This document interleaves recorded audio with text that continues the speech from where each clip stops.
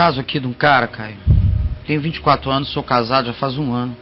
Amo minha esposa, creio profundamente que ela também me ama.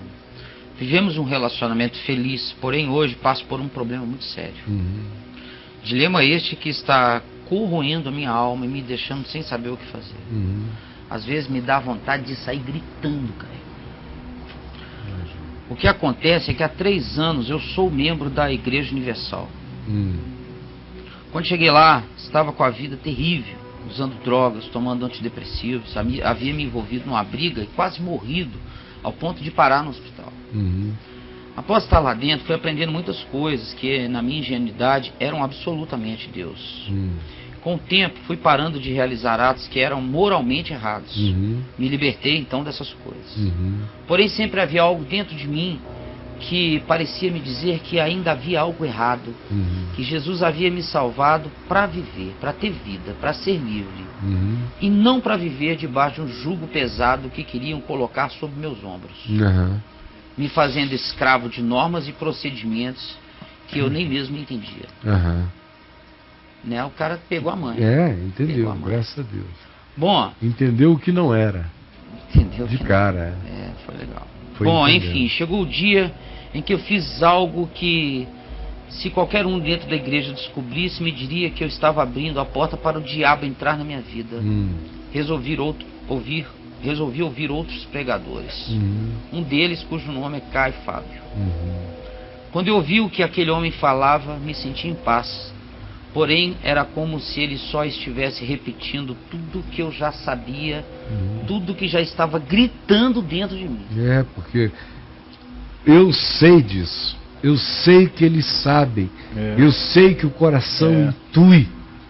O coração intui. Deus fala com as pessoas. E aí? Vamos? Vamos.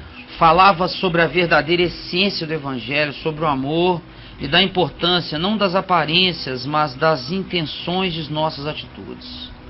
Assim percebi que onde eu estava, eu não havia sido realmente liberto. Eu havia apenas sido moldado. É por isso que você estava acabando de falar disso. Pois deixei de ser um escravo do mundo e me tornei um escravo universal. Cara, o texto do cara é bom. Bom. O do mundo versus universal. Escravo do mundo, virou escravo. Liberto do mundo e escravo universal. Show de bola. Graças a Deus hoje sou livre, sabe? Amém. E verdadeiramente livre. Aleluia. Me sinto tão bem e amo a Deus de fato e de verdade. Que coisa boa. Porém, eis o meu dilema. Qual é o dilema, 2 amigo? pontos. Sim. Nos meus tempos de ignorância dentro da igreja, conheci minha esposa querida, obreira na época e agora, e com o sangue universal correndo nas suas veias. Universal, até o talo, né? Tatuou aquela passarinho aqui na cabeça. Aquele passarinho na cabeça. Com 20 anos de idade e com 6 anos de obra. Meu Quantos Deus. anos? Ela tinha 26 de obra. Ela entrou com 14 anos dentro da Igreja Universal, ele conheceu ela com 20. O que me aflige todos os dias é que não sei como viver sendo 100% sincera com ela, sem com que ela me veja como um herege. Hoje vivo de fachada dentro da igreja. Cometo o absurdo de ser um candidato a obreiro, mesmo não crendo em muitas coisas que eles ensinam. Sei que não é certo. Não estou lá por causa dela, mas estou lá por causa dela. Lutando todos os dias contra as coisas que ouço e querendo dividir com ela o que tenho. Mas se ela achar que eu sou um herege, nunca vai me ouvir. Entendeu? Eu entendi. Ontem, por exemplo, ele cita um fatinho rápido. Ontem, por exemplo, quando disse a ela que não importava em qual instituição estivéssemos, pois Deus é grande e não age em grupos, e que nunca poderíamos colocar a placa de uma igreja acima de Deus, foi como cutucar um leão com vara curta. Ela achou minhas palavras um absurdo e disse que estava decepcionada comigo, me olhando com um olhar de reprovação. Peço desculpas, Caio, por escrever tanto. É que eu quero muito ganhar minha esposa para Jesus, sabe? Não quero perdê-la. Estou disposto a isso, mas quero evitar pois sei que ela é sincera e ignorante como eu fui um dia. Peço um aconselhamento, Caifábio, o que eu faço para minha esposa me ouvir, pois quando falo algo que vai contra o espírito da Universal, é como se ela fechasse os ouvidos. Me ajude, Caio, que Deus te abençoe. Ela viveu aquela natural lavagem cerebral que todo mundo sofre na Universal, os que lá permanecem, especialmente quem chegou tão jovenzinha quanto ela. A outra coisa é que depois de você investir tudo e ter gratidões no coração em relação a um determinado lugar ou instituição, fica difícil separar os equívocos do lugar da verdade de Deus, que supostamente também é promulgada e pregada naquele lugar. As pessoas não sabem separar e ficam com o pacotão inteiro, acham que se começarem a entender que a igreja é relativa, o fenômeno humano é relativo, o acontecimento histórico é mais do que relativo, e o que é absoluto é só o Evangelho, esse entendimento é quase uma heresia. É uma heresia, né? Você foi expulso lá da igreja que você frequentava, da Maranata de Vitória, né? Aqui em Brasília, aquela mesma que me processou. Sim. E que o pessoal está preso lá na cadeia, lá em Vitória, no Espírito Santo.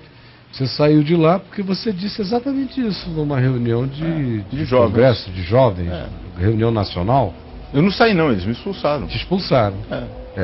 Você chegou e disse, olha gente, o que você disse? Eu disse, como está escrito lá, quem não ama o Senhor Jesus seja anátema, Maranata, que se nós amarmos a Maranata mais do que a Jesus Cristo, nós não somos Maranata, nós somos anátema. Que claro. Só seremos Maranata o dia que nós amarmos a Jesus Cristo mais do que a própria Maranata. Claro. Aí mandaram voltar atrás, eu não podia voltar. Então, é normal que o espírito seja esse. A idolatria da instituição, da igreja, do fenômeno humano é poderosa. A igreja está acima de Deus na prática, na cabeça de qualquer religioso fanático. Na prática, o Macedo está acima de Deus. Não se você perguntar, a pessoa ela vai dizer que é isso, Deus me livre. Mas na prática está. Na prática, a igreja está acima do Evangelho. Se você disser, quem vem primeiro, a igreja ou o Evangelho? Na Igreja Universal todo mundo vai dizer, o Evangelho. Mas se você começar a mostrar que o Evangelho vem primeiro, na prática, eles vão dizer, não aguentamos isso, você é herege. Porque o que vem primeiro na prática é a igreja. Então, essa é a situação. E é enraizada essa situação. O que fazer? Só há 3 coisas a fazer numa hora dessa. A primeira é orar e viver o Evangelho com paciência e com coerência. O que vai mexer no coração dela, provocar o coração dela, é a paciência, é a constância, é a encarnação desses princípios que você vai viver. Então você não precisa discursar a esse respeito. Vá agindo com o espírito do Evangelho. E ela vai ver, às vezes ela vai entender, às vezes ela não vai entender. Algumas vezes ela vai ficar positivamente provocada, outras vezes ela vai ficar até chocada pelo Evangelho. Mas essa é a primeira coisa. A segunda que eu sugiro a você é, comece a ler os Evangelhos com ela e as cartas de Paulo, o Novo Testamento. Não se lê os Evangelhos nem o Novo Testamento na Universal. Na Universal, primeiro, não se lê Bíblia, em geral. Não se lê a Bíblia. Quem lê lá é para indicação de texto para campanha, mas a leitura mesmo da palavra, como gente que foi corretamente instruída no Evangelho o faz, não é a ênfase lá, porque se o povo da Universal começar a ler a Bíblia mesmo, a Universal acaba. Então a Universal tem que vender muita Bíblia lá dentro, porque dá dinheiro, mas fazer o povo só guardar a Bíblia como talismã. Tanto ela como todas as igrejas neopentecostais e boa parte das pentecostais. Guarda como talismã, porque a doutrinação não vem da Escritura, vem do que a gente fala para você. A gente entende a Escritura por você. Por isso é que fica todo mundo depois perguntando tudo, porque a mente coagula, não pensa mais. Então, nesse processo aí que ela viveu e que você também nele se converteu, o caminho é esse aí. A mente fica formatada desse jeito. Velho Testamento, temas de prosperidade, campanhas que fazem a pessoa ficar pensando até que conheceu os personagens da Bíblia ou do Velho Testamento, mas conheceram apenas aquela historinha de flanelógrafo que a Universal conta, com aqueles locutores com voz, megavozes, é o dia, é só aquelas historinhas. Uma pessoa sincera entra ali, com 14 anos de idade, compra aquele pacotão, qualquer coisa que não seja aquele pacotão é uma heresia. Como é que a gente pode mostrar que não seja assim? Ora, ficando no lugar que, pelo menos em tese, em confissão, é comum para vocês dois. Qual é o lugar comum para vocês dois? É Jesus. O lugar comum é o Evangelho. Então convide-a para ler o Evangelho. Meu amor, olha, eu tenho necessidade de que nós leiamos juntos, em voz alta, os Evangelhos todos. Eu quero ler os Evangelhos todos. Muitas vezes no ano que vem eu vou ler Mateus, Marcos, Lucas, João com você.